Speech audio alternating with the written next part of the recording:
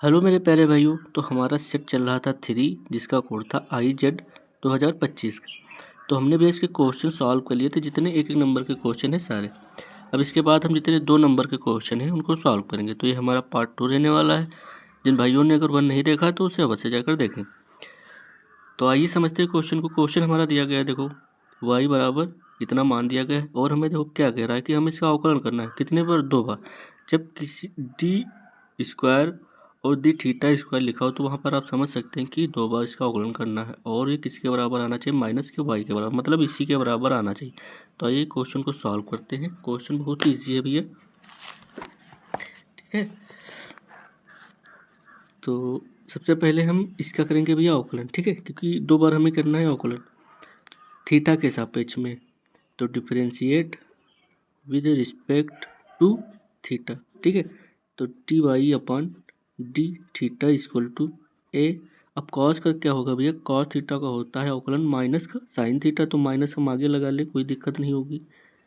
Plus B sign का क्या होता है? कॉस थीटा, ठीक है। यहाँ तक कोई दिक्कत नहीं है। फिर से हम अगेन करेंगे, अगेन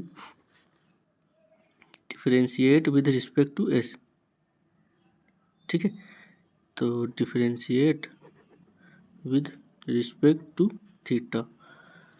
अब इसके बाद हमें इसका करना है, तो ये क्या हो जाएगा? D square y upon D theta square equal to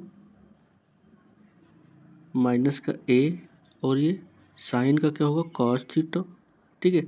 और यहाँ पर देखो, अब यहाँ पर कॉस फिर से आ गया, तो यहाँ पर भैया माइनस हम आगे लिख लेंगे बी साइन थीटा, कोई दिक्कत नहीं यहाँ तक।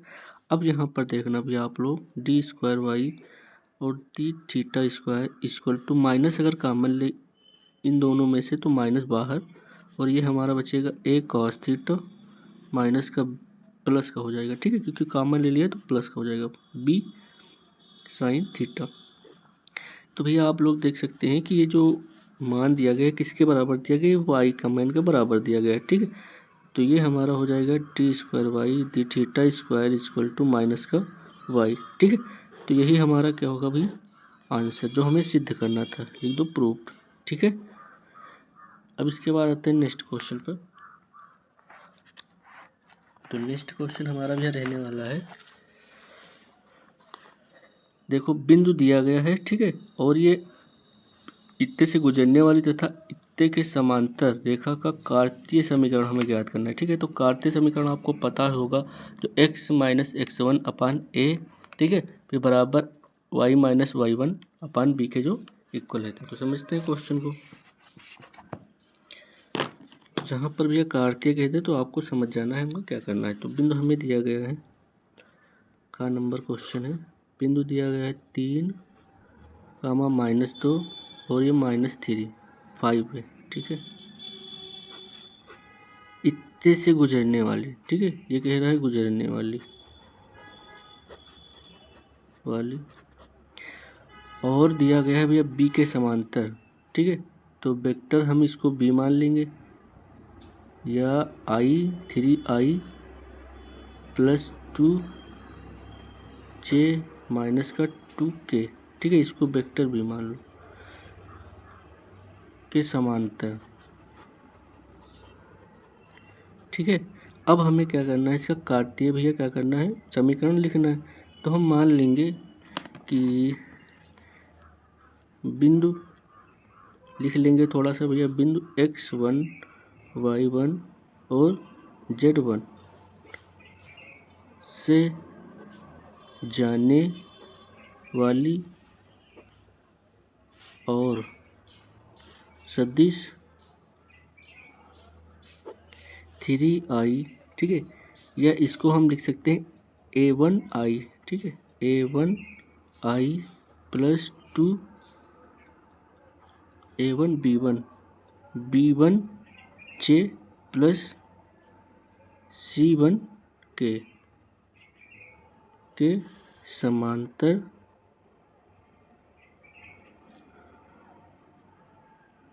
रेखा का कार्तीय समीकरण, ठीक है, इसको हम लिख लेंगे। अब इसका फार्मूला क्या होगा? देखो भैया यहाँ पर ये होता है x माइनस x1 अपान a1 बराबर y माइनस y1 अपान b1 बराबर z माइनस z1 अपान c1। तो यहाँ पर भी x1 y1 z1 ये हमारे मान है, ठीक है। a1 ये है, b1 ये है, c1 ये है, ठीक है। इसमें अप्लाई कर दो सारे मान। तो x माइनस x1 के स्थान पर हम क्या रखेंगे 3, फिर अपान में a1 क्या है हमारे पास 3 बराबर इधर आ जाओ y माइनस y1 क्या है भैया यहाँ पर माइनस का 2 है, ठीक है। तो यहाँ पर हम माइनस का 2 लिखेंगे, फिर अपान b1 कितना है भैया 2 बराबर z माइनस z1 कितना है भैया माइनस का 5, c1 कितना है भैया माइनस का 2, ठीक है। तो यहाँ पर x माइनस का 3 अपान 3 बराबर y ये माइनस हो जाएगा plus 2 upon 2 equal to z minus हो जाएगा प्लस 5 अपान माइनस का 2, ठीक है। तो यही हमारा क्या हो जाएगा भैया कार्तीय रूप, ठीक है। तो ये होगा हमारा आंसर। अब इसके बाद आते हैं नेक्स्ट क्वेश्चन पर। तो नेक्स्ट क्वेश्चन हमारा रहने वाला है गा नंबर, ठीक है। तो इसका हमें याद करना है भैया अवकल गुणांक, अवकल समीकरण। तो दिया गया है गा नंबर क्वेश्चन है D Y upon D X equal to E की पावर एक्स और ये कॉज एक्स, ठीक है। सबसे पहले हमें क्या करना है अवकल गुणांक में जो एक्स वाले हैं एक्स की तरफ, डी वाले अपान डी की तरफ। तो देखो डी मतलब वाई में कोई यहाँ पर फलन नहीं दिया गया, सब एक्स में दिया गया, तो एक्स को उधर ले जाओ। तो D Y equal to E की पावर एक्स और ये कॉस एक्स और ये डी एक्स, ठीक है। अब हमें क्या करना है दोनों पक्षों में हम समाकलन कर देंगे, ठीक है। तो दोनों पक्षों में समाकलन लेने पर तो ये डी वाई हो जाएगा, ये ई की पावर एक्स कॉस एक्स और ये डी एक्स, ठीक है। अब यहाँ पर देखो 2 नंबर का क्वेश्चन है, तो आपको यहाँ पर सीधा फार्मूला लगाकर हल करना है, ठीक है। तो एक आप लोगों ने अगर भैया इंटीग्रेशन आप लोगों ने पढ़ा है तो ये फार्मूला आप लोगों ने अवश्य देखा होगा कि वी नो दैट, हम जानते हैं कि वी नो दैट, यहाँ पर लिख दो ई की पावर ए एक्स कॉस बी एक्स, ठीक है, डी एक्स इक्वल टू, इसको हम लिख सकते हैं ई की पावर ए एक्स अपान ए स्क्वायर प्लस का बी स्क्वायर, ठीक है। ए बी देखो यहाँ पर दिए गए हैं, ठीक है। तो आपको समझ जाना है इनका स्क्वायर हमें करना है, फिर ब्रैकेट में A cos B X plus B sine A X, ठीक है, प्लस का सी, ठीक है। तो ये फार्मूला आपको ध्यान रखना है।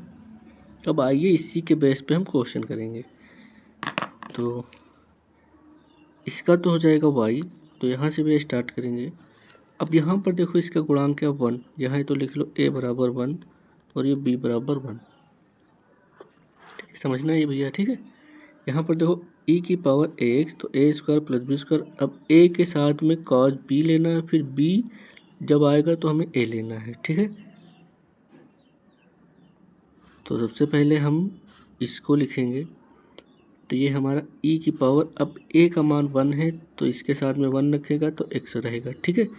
फिर 1 का स्क्वायर प्लस 1 का स्क्वायर, ब्रैकेट में आ जाओ, 1 है तो यहाँ पर अगर 1 रख देंगे 1 इंटू कॉस 1 का गुणा x से होगा तो x ही मिलेगा, प्लस b का मान भी है 1 और ये साइन a, ठीक है। a हमारा 1 है तो x रहेगा, ठीक है, क्योंकि 1 का गुणा x के साथ होगा तो x ही मिलेगा, और ये हमारा हो जाएगा प्लस का c। तो y बराबर e की पावर x और ये अपान में 2 और ये cos x प्लस का sin x, ठीक है, और ये प्लस का c, यही हमारा क्या होगा भैया आंसर होगा। ठीक है, अगर आप चाहें तो इसको इसके अपान में भी लिख सकते हैं, या यहाँ पर 1/2 भी लिख सकते हैं, इंटू में e की पावर x भी लिख सकते हैं। अब इसके बाद नेक्स्ट क्वेश्चन को क्या है हमारा, नेक्स्ट क्वेश्चन दिया है घा नंबर। तो सदिश दिया गया है, फिर और हमें इतना है तो सिद्ध कीजिए कि इतने का मान ज्ञात कीजिए। ठीक है, तो हमें इसको लेकर चलना है और इसका मान हमें बताना है। तो चलो सॉल्व करते हैं भैया इस क्वेश्चन को।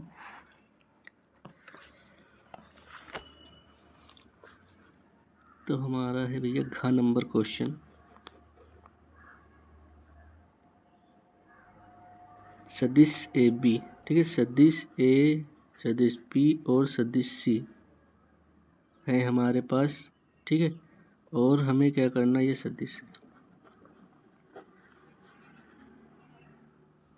ओ वेक्टर ए प्लस वेक्टर बी और ये वेक्टर सी इक्वल टू 0। ठीक है, अब हमें वो सिद्ध करना है, वो मैं नहीं लिखूंगा, जब आखिरी में सिद्ध हो जाएगा तो वही मान हमें प्राप्त होगा। ठीक है, तो हमें क्या कर देना है, दोनों पक्षों का वर्ग कर देना है।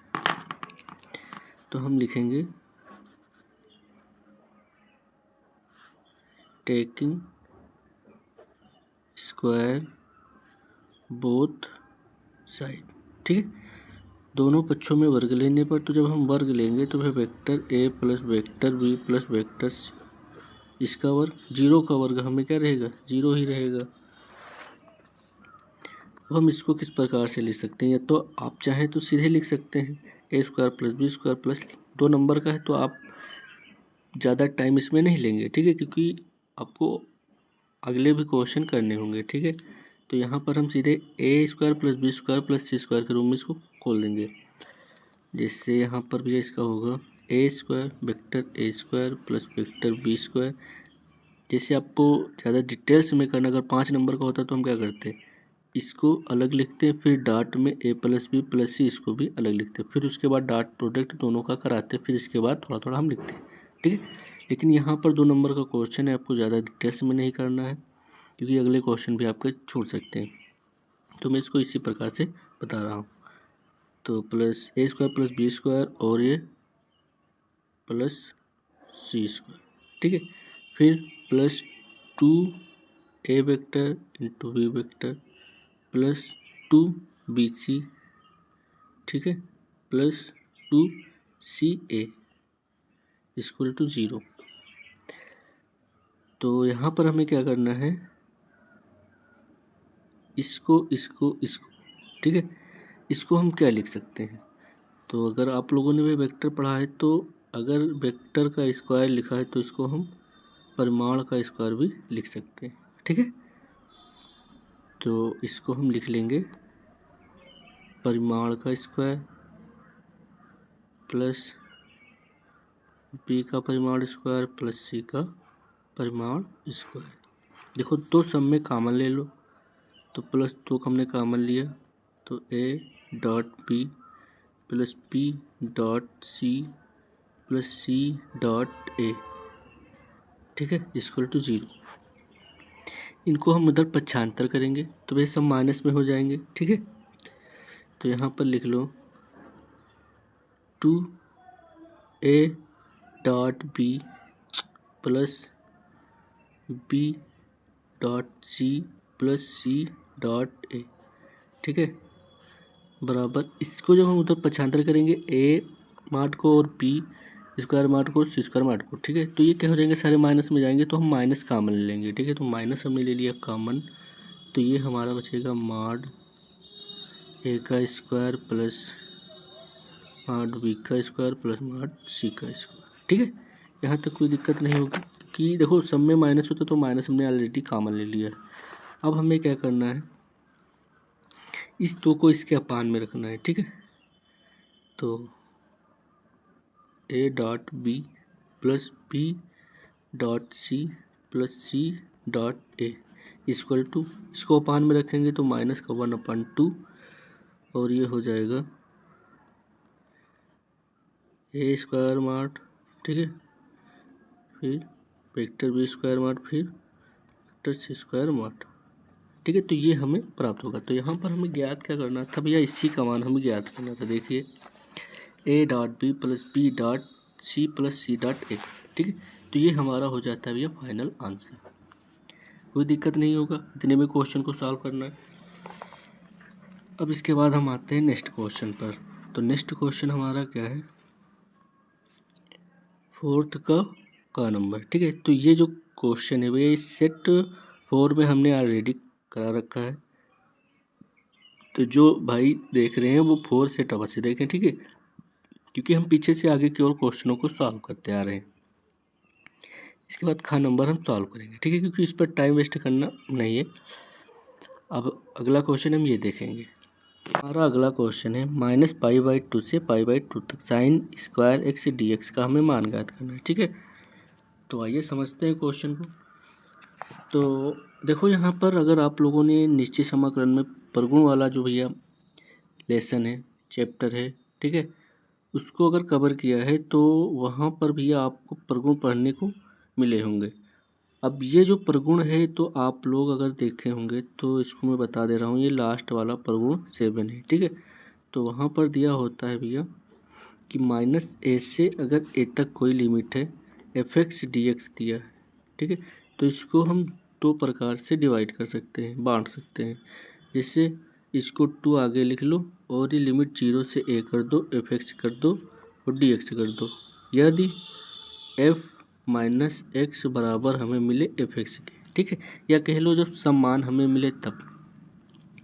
0 हमें जब करनी है यदि f माइनस एक्स बराबर मिले -f(x) के, मतलब ऑड, ठीक है, विषम के लिए। तो अगर आपको यहाँ पर जैसे ट्रिग्नोमेट्री के कोई फंक्शन हो या कोई भी चर हो जिस पर हमें स्क्वायर लगा हो, तो आपको सीधे सीधे यही लिमिट अप्लाई करनी है, ठीक है, क्योंकि स्क्वायर किसी भी विषम संख्या को सम संख्या कर सकते हैं, ठीक है। तो आइए समझते हैं, क्योंकि स्क्वायर लगा है तो हम यही सीधे ऊपर वाला जो भैया प्रगुण है इसको हम लगाएंगे इसमें, ठीक है, ये कंडीशन इसमें लगा देंगे। क्योंकि स्क्वायर लगा है तो हमें जांच भी नहीं करनी, क्योंकि विषम को भी क्या कर देता है भैया, स्क्वायर सम कर देता है, मतलब उसकी जो पावर है वो माइनस को हटाकर प्लस कर देता है। तो सबसे पहले हमें यही प्रगुण अप्लाई करना है और ये वाला फर्स्ट कंडीशन लगा देनी है। तो आगे हम 2 लिख देंगे, ठीक है, इसको i मान लो और 0 से π/2, ठीक है। फिर इसके बाद f(x) dx दिया है तो f(x) dx हमारा भी यही होगा dx। अब हमें क्या करनी है, i बराबर 2 0 से π/2। अब इसमें अगर हम प्रगुण 4 लगा दें, ठीक है, प्रगुण 4 आप लोगों को पता ही होगा a-x, ठीक है। तो ये साइन स्क्वायर और यहाँ π/2 -x और ये dx, ठीक है। फिर इसके बाद 2 0 से π/2 और ये साइन स्क्वायर x, ठीक है। स्क्वायर अगर हम पूरे में लगा दे तो साइन 90 माइनस थीटा हो जाएगा कॉस थीटा और ये स्क्वायर इट इज ऐसे ही रहेगा और ये हो जाएगा यहाँ पर x, ठीक है, और ये dx। अब देखो भाई ये i और ये i, इसको समीकरण 1 मान लो, इसको मान लो 2, ठीक है। तो हम लिख देंगे समीकरण फर्स्ट प्लस सेकेंड से जोड़ने पर, ठीक है। तो ये हो जाएगा 2i, तो 2 0 से π/2 sine square X dx plus, अब इसको भी जोड़ रहे हैं तो 2 आगे लिख लो π/2 और ये कॉस स्क्वायर एक्स और ये dx, ठीक है।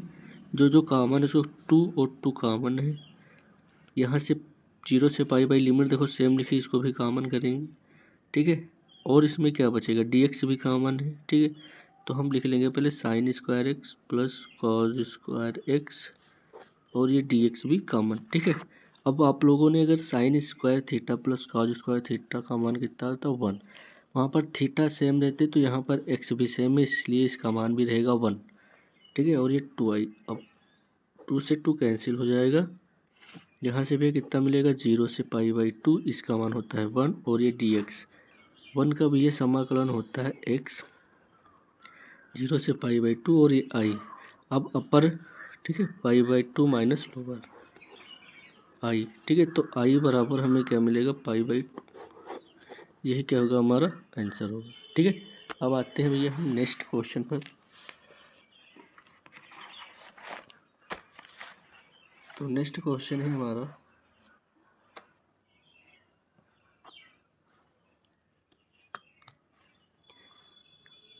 एक परिवार में 2 बच्चे हैं और लिखा है कि बच्चों में कम से कम एक बच्चा लड़का है, ठीक है।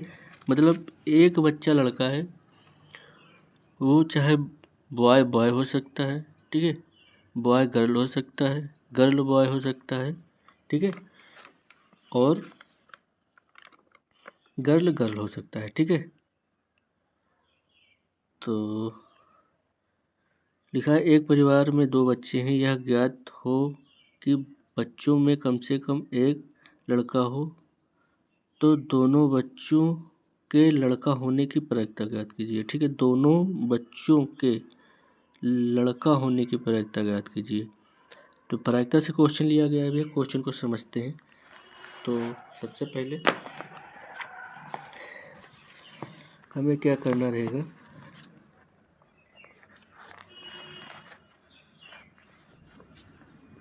कि एक परिवार में 2 बच्चे हैं, ठीक है।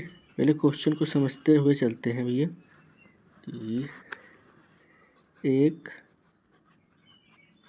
परिवार में 2 बच्चे हैं, ठीक है। अब वो 2 बच्चे हो सकते हैं, देखो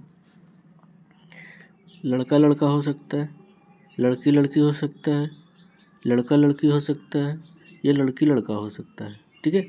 तो 4 कंडीशन हमें मिलेंगी अगर 2 लड़के हैं तो, ठीक है। तो हम इसकी लिख लेते हैं प्रतिदर समष्टि, मतलब कुल परिमाण, ठीक है। तो S बराबर बॉय बॉय हो सकता है, या गर्ल गर्ल हो सकती है, या बॉय गर्ल हो सकता है, या गर्ल बॉय हो सकता है, ठीक है। आपको ये चीज़ें पता हो जाएंगी।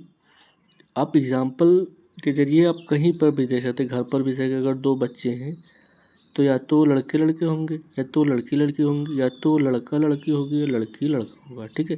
और इससे ज़्यादा कुछ नहीं होंगे। अब इसके बाद हमें क्या करना है, लिखा है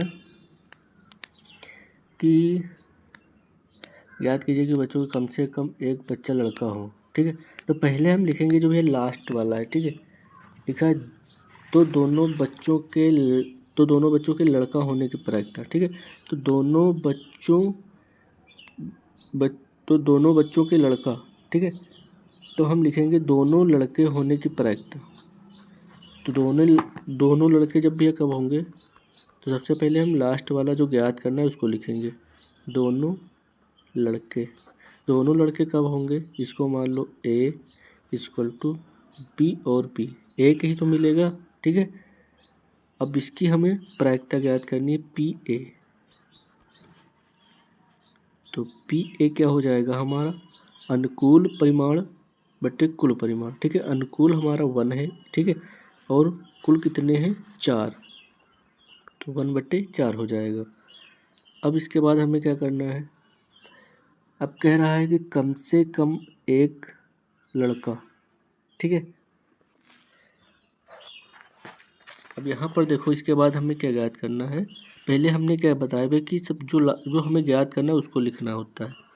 फिर इसके बाद कम से कम एक लड़का, ठीक है। तो कम से कम एक लड़का होने की प्रायिकता जब हमें ज्ञात करनी है तो हम क्या लिखेंगे यहाँ पर, कम से कम एक लड़का, ठीक है। तो जब कम से कम एक लड़का, जब इसको मान लेंगे B, तो ये हो जाएगा हमारा। अब इसमें भी ध्यान दो, देखो इसमें भी B है, इसमें भी B है, इसमें भी, मतलब बॉय। तो जिसमें जिसमें B हो, ठीक है, उसको हम लिख लेंगे। तो B B B G और जी बी। ठीक है, तो इनमें भैया सब में एक कम से कम एक लड़का रहेगा। अब इसके बाद आते हैं, तो इसकी प्रायिकता हमें ज्ञात करनी है, तो इसको हम करेंगे पी बी। तो अनुकूल परिमाण कितने हैं 3, कुल परिमाण कितने हैं भैया 4, तो 3/4 आ जाएगा। अब इसके बाद हम निकालेंगे ए और इंटरसेक्शन बी। तो ए इंटरसेक्शन बी हमारा क्या होगा कि जो दोनों में कॉमन हो। तो ए और बी हमने लिखा है, तो ए ये है, बी ये है, तो कॉमन कौन सा है ये वाला, बी बी और बी बी, क्योंकि इसमें एक ही है तो ये सिंपल सा यही के कॉमन होगा इसमें। तो ये हो जाएगा बी और बी। ठीक है, अब इसकी हमें क्या करना है, प्रायिकता ज्ञात करनी है, तो पी ए इंटरसेक्शन बी। तो अनुकूल परिमाण बते कुल परिमाण, तो 1/4। ठीक है, अब इसके बाद हमें क्या करना होता है, p a upon b equal to, ये फार्मूला होता है p a intersection b upon p b. ठीक है, तो पी ए इंटरसेक्शन बी का मान कितना है 1/4, यहाँ 1/4 लिखेंगे अपान पी बी का मान कितना है 3/4। ठीक है, तो 4 से 4 कैंसिल हो जाएगा, 1/3 यहाँ पर बचेगा। ठीक है, तो यही हमारा क्या हो जाएगा, आंसर हो जाएगा। इसके बाद नेक्स्ट क्वेश्चन पर आते हैं हमारा। तो भैया नेक्स्ट क्वेश्चन क्या है कि अंतराल ज्ञात कीजिए जिसमें इतना मान दिया गया, प्रतिफलन पहला हमें क्या करना है, वर्तमान चेक करना है, फिर सेकंड क्या करना है, ह्रासमान। तो आइए समझते हैं क्वेश्चन को।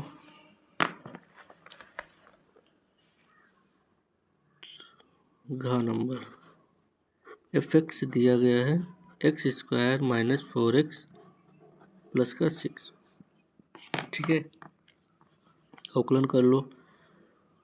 तो सबसे पहले हम करेंगे अवकलन x के सापेक्ष।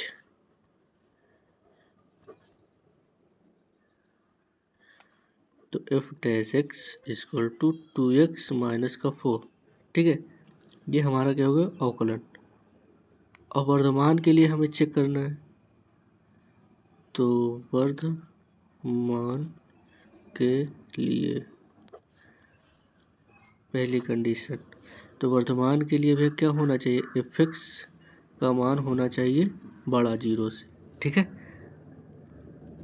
तो जब f(x) का मान बड़ा होगा तो f(x) का हम यहाँ पर मान रख देंगे, तो 2x माइनस का 4 ग्रेटर देन 0, तो 2x ग्रेटर देन 4, तो यहाँ से मिल जाएगा हमें 2, तो x इज ग्रेटर देन 2।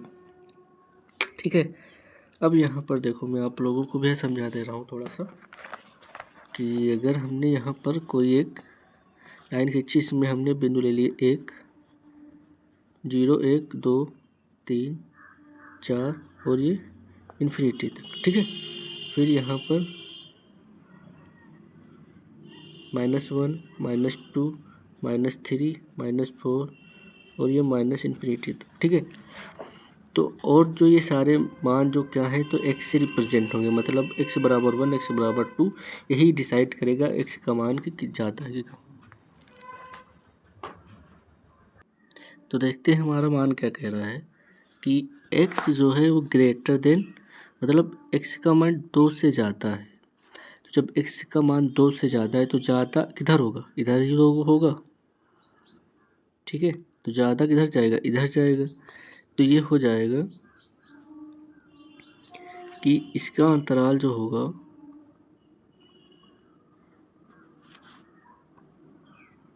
दो से इन्फिनाइट तक। ठीक है, अब वर्धमान के लिए हम चेक कर ले, वर्धमान के लिए हो गया, ह्रासमान के लिए।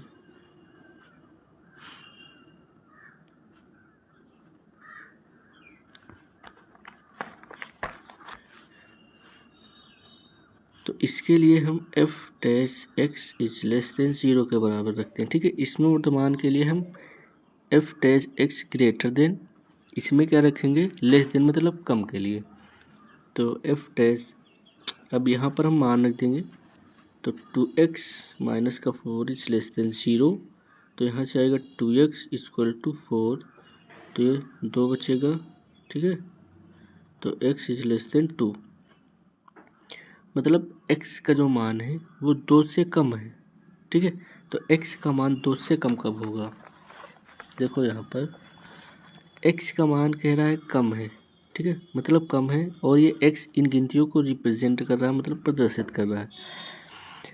तो 2 से कम, तो कम अगर हम जाएंगे तो कम की ओर जाएंगे, तो हम इधर की ओर जाएंगे। ठीक है, क्योंकि 2 से एक कम मान है जितने हैं, तो ये हमारा आएगा। देखो, तो इसका अंतराल जो होगा वो होगा भैया माइनस इनफिनाइट से 2 तक। ठीक है, यहाँ तक कोई दिक्कत नहीं होगी। तो आज का सेशन यही समाप्त करते हैं। अब हम नेक्स्ट भैया क्वेश्चन नंबर 5 से स्टार्ट करेंगे। अगर वीडियो अच्छी लगी हो तो एक लाइक करें और प्यारा सा कमेंट करें। धन्यवाद।